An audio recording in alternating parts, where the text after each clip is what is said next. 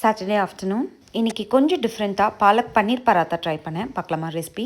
அதுக்கு ஃபஸ்ட்டு கொதிக்கிற தண்ணியில் பாலக்கீரையை நல்லா வாஷ் பண்ணிவிட்டு அதில் சேர்த்துக்கலாம். பேசிக்காக நம்ம பாலக்கீரையை பிளான்ச் பண்ணணும். அண்ட் ஒரு 2 மினிட்ஸ் கழிச்சு பார்த்தீங்கன்னா கீரை நல்லா பிளான்ச் ஆயிருக்கு. ஸோ அப்படியே கீரையை ஹாட் வாட்டர்லேருந்து வெளியே எடுத்துகிட்டு ஐஸ் கூல் வாட்டரில் வாஷ் பண்ணி எடுத்துடலாம். நான் இன்றைக்கி 1.5 லிட்டர்ஸ் பாலில் பன்னீர் செஞ்சேன். எனக்கு 200 கிராம்ஸ் பன்னீர் கிடச்சிது.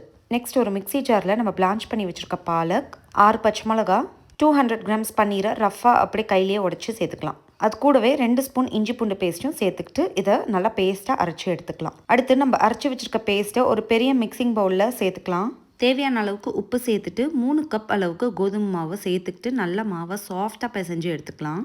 உங்கள் வீட்டில் மெம்பர்ஸ் ஜாஸ்தியாக இருந்தால் நீங்கள் இன்னும் ஒரு கப்பு கூட எக்ஸ்ட்ரா ஆட் பண்ணி பிசைஞ்சுக்கலாம். இந்த மாவை ஒரு 1/2 அன் ஹவருக்கு ரெஸ்ட் பண்ணுறதுக்கு விட்டுறணும்.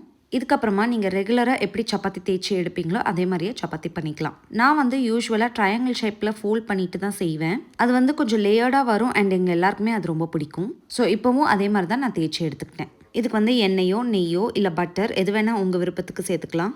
அண்ட் ஃபைனலாக பார்த்தீங்கன்னா நம்மளோட பாலக் பன்னீர் பராத்தா ரெடி. இந்த பராத்தாக்கு நீங்கள் சைட் டிஷ்லாம் எதுவும் ஸ்பெஷலாக செஞ்சுலாம் சாப்பிட வேண்டாம். கேர்டு இருந்தாலே போதும். ஃப்ரெஷ் கேர்டுக்கு மேலே லைட்டாக ஜீரா பவுடரை ஸ்ப்ரிங்கிள் பண்ணிவிட்டு சாப்பிட்டா அவ்வளோ டேஸ்ட்டாக இருக்கும். அண்ட் நிறைய பேர் சொல்லி நான் கேள்விப்பட்டிருக்கேன், சப்பாத்தியோ பராத்தாவோ நான் செஞ்சால் சாஃப்டாகவே வரமாட்டேங்குதுன்ட்டு. அண்ட் இந்த மாதிரி நீங்கள் செஞ்சு சாப்பிட்றப்ப பராத்தா பயங்கர சாஃப்டாக இருக்கும். அண்ட் நீங்களும் இந்த ரெசிபியை ட்ரை பண்ணிவிட்டு கமெண்ட்டில் சொல்லுங்கள் உங்கள் பராத்தா எவ்வளோ சாஃப்டாக வந்துச்சுன்ட்டு. அண்ட் இன்றைக்கி ஈவினிங் பார்த்தீங்கன்னா ஒரு வெட்டிங் ரிசப்ஷனுக்கு போக வேண்டியது இருந்துச்சு. ஸோ டானி தான் எனக்கு ட்ரெஸ் செலக்ட் பண்ணி கொடுத்தா, இந்த ட்ரெஸ் போடுங்க நல்லாயிருக்கும் அப்படின்ட்டு. அண்ட் ஆனஸ்ட்டாக சொல்லணுன்னா எனக்கு மேக் ஓவர் பண்ணுறதுல நான் ரொம்ப வீக். ஒரு ஐலைனர் கூட எனக்கு பர்ஃபெக்டாக போட தெரியாது. அப்புறம் டானியை தான் கூப்பிட்டேன் எனக்கு போட்டு விட சொல்லி. டானிக்கு மேக் ஓவர் பண்ணுறதுல ரொம்ப இன்ட்ரெஸ்ட். அவள் ரொம்பவே நீட்டாக பண்ணுவாள். ஸோ நானும் சிவாவும் ரெடி ஆகிட்டு போனோம். டானி ஷையும் வரல, ஏன்னா அவங்களுக்கு ஆனுவல் எக்ஸாம்ஸ் போயிட்டுருக்கு. நாங்கள் ஃபங்க்ஷனில் ஃபுட் பார்த்திங்கன்னா ரொம்ப டிஃப்ரெண்ட்டாக நல்லா இருந்துச்சு. இட்லிலாம் ஹார்ட் ஷேப்லலாம் கொடுத்துருந்தாங்க. ஸோ இப்படி தான் எங்களோட சாட்டர்டே போச்சு. இன்னொரு வீடியோவில் பார்க்கலாம். பாய்.